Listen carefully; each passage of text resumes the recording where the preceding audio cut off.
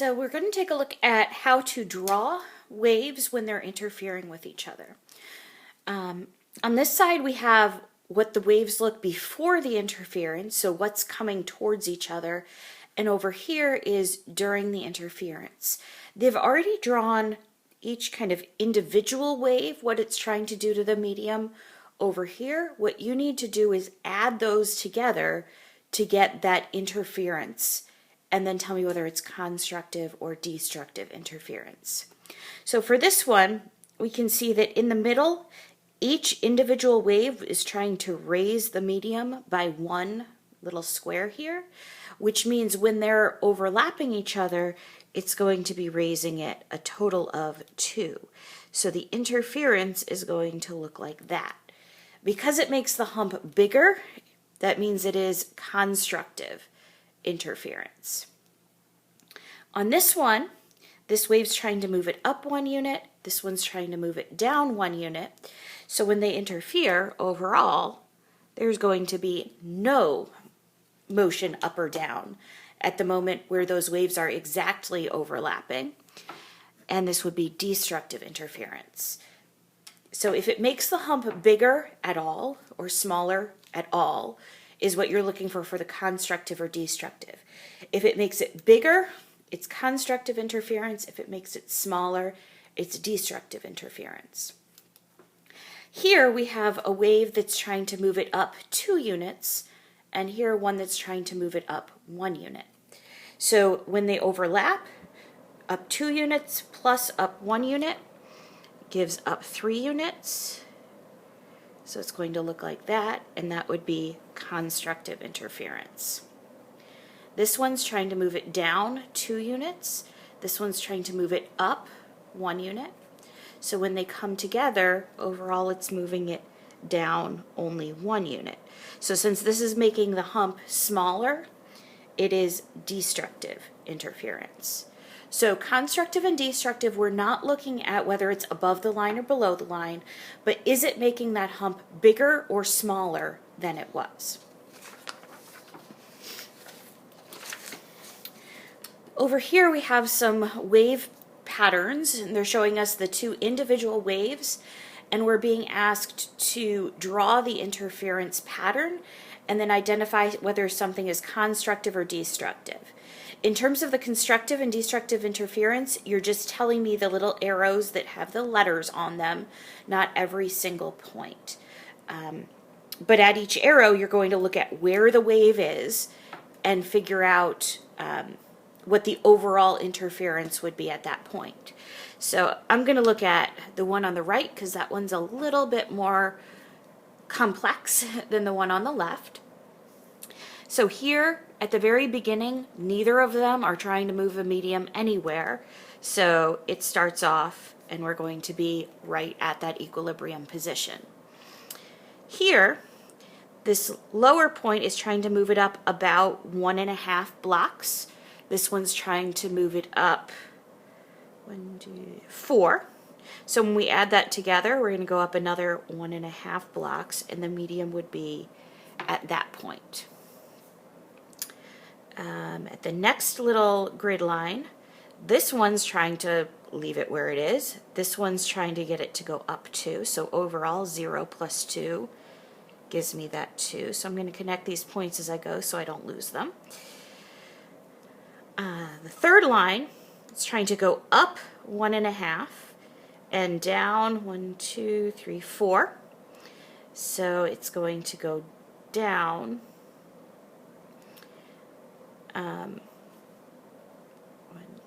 2.5 units. So 4 minus the 2.5, and it'll go like this. Here we're back to both of them trying to not move the medium.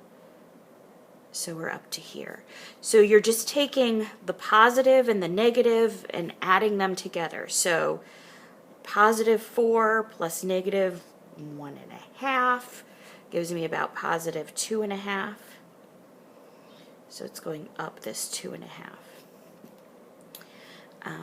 So once you complete that, you're just going to look at each of the letters and tell me whether it's constructive or destructive. interference. If it makes it go up or down more than it did, then it would be constructive. If it lowers the point, if one's trying to go up and one's trying to go down, that would be destructive interference. Over here, we're doing kind of the same thing, but it's not showing you the entire wave as it is overlapped. It's showing you where the waves start, how they're moving, and asking you to draw the interference pattern. The one on the left has completely been done for you, so you do not need to do anything on the left. But just to walk through it, we've got this little pulse and that little pulse coming together. It says each pulse moves one dot or box per second. So this is t equals 0, t equals 1. This point has now moved here. This point has now moved here. This point has now moved here. So this is the wave after 1 second, or the pulse. Same thing with this one. We're moving it over a box, over a box, over a box. Now, they're not overlapping each other yet, so there is no interference. So there's nothing else to draw. Then we move this one over a dot, over a dot, over a dot, over a dot, over a dot, and we end up with this. Again, there's really no overlap other than kind of that point right there, but we're overlapping a 0 and a 0, so nothing changes. Then move it over a dot, over a dot, over a dot, and this, along with this dotted line here, is this pulse. And then we take this one and move this over a dot, that point over a dot, and this is that little dotted line there, and this is my other wave. So the places where there's no overlap, that pulse interference is going to be the same. And then, so we've got up 2, up 0 is up 2, up 2, up 0 is up 2. Here, each of those pulses is trying to move it up 1, which gives us a total of up 2 units. So what I've just colored in red, which was what the original solid line was, is the interference pattern. Then we take the original pulse, scoot that all over a dot, scoot that all over a dot. Both of those pulses now follow this dotted line pattern. So up 0 is up 0. Up 1 and up 1 gives me up 2. Up 2 and up 2 gives me up 4. Up 2 and up 2 gives me, or sorry, up 1 and up 1 gives me up 2. 0 and 0 gives me 0. And this is my pulse. They continue to move through each other. So this one keeps moving to the right. This one keeps moving to the left. And we've got the pulses. And just continue with doing that interference pattern as they continue through each other. So that's what you're going to be doing on this side. Draw the original pulses as they are scooted over one dot each, and then you're going to add them together to do the interference pattern. To help me out, especially since this is a picture, in pencil or black pen or something, do the original pulses as they've moved over, kind of what they were doing in the dotted line over here, and then do the interference pattern in some other color that I can see very well the distinction between your original pulses and what your interference pattern is. If you look over here, it's exactly the same thing. You're just going to keep moving it over a dot, over a dot. It's just going to be a bigger section because you do have 2 parts to that pulse, a crest and a trough for both. Same thing on this side. The only thing that I do want to point out is this is t equals 0, this is t equals 2 seconds, this is t equals 6. So it's not going 1 second each time. So do pay attention. Like down here we have 0 to 5, 6, and then 10.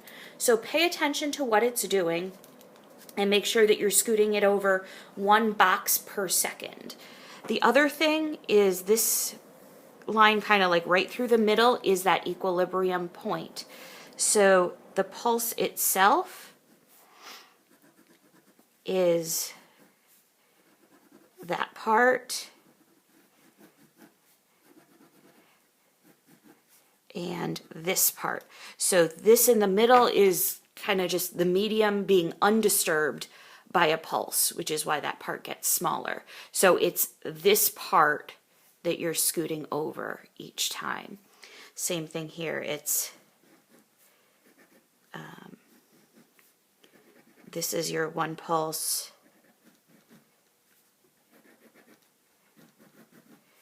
And that's your other pulse that are both moving over each time. And again, please do be careful with the time. A lot of people read through a little too quickly and just think it's 1 second each time, and move it over the correct number of places. Again, either pencil or black pen to do the original pulses as they've moved, and then something bright and colorful that I can read on a picture to see what your interference pattern is. And then there are a couple questions on the back. If you have any questions, let me know. We can video chat and I will help you with anything you need.